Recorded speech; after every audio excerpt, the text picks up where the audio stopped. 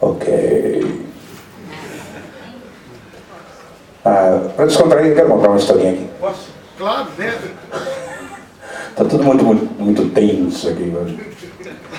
Não, eu conheci esse camarada aqui há mais ou menos uns 28 anos atrás. Fala menos, não fala isso. Éramos todos jovens, não tem problema, cara. Éramos. E ele estava com o Elford, um amigo nosso aqui, muito querido, que também está aqui presente hoje. Exatamente. E eu tenho em casa uma gravação que outro dia eu passei para ele. Nós tocamos no Parque das Mangabeiras em 1987. Realmente éramos jovens. Não, mas continua. Eu pelo menos continuo super cheio de sonhos. Acho que velho é aquele que deixou de sonhar, né? Esse é pelo menos o que eu acho. Então, nesse sentido, estamos todos jovens aqui. Eu fico muito feliz com esse sonho que ele acabou de realizar hoje aqui com vocês. Então, vamos lá, vamos fazer aqui, fechar. Valeu demais.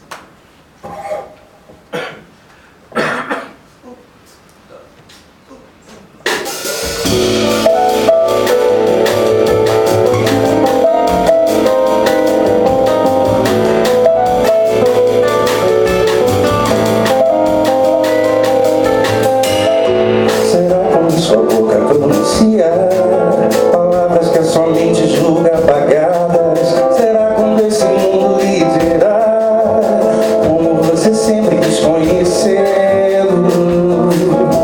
Assim será.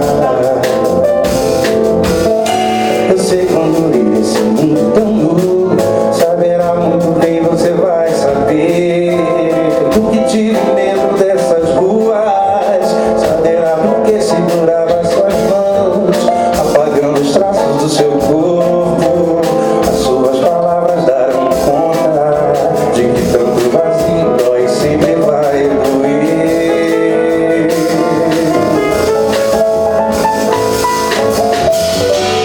Não vai querer percorrer um caminho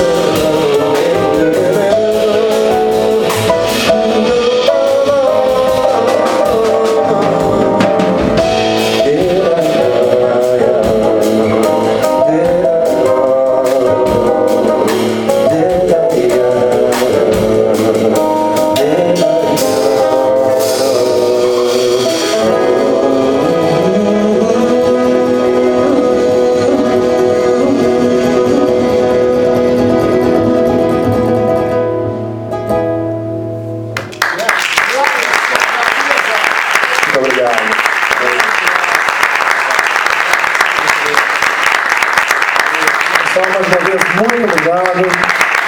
Foi muito, realmente emocionante estar aqui com a presença de todos vocês. Até uma próxima e, se Deus quiser, em breve. Tudo de bom.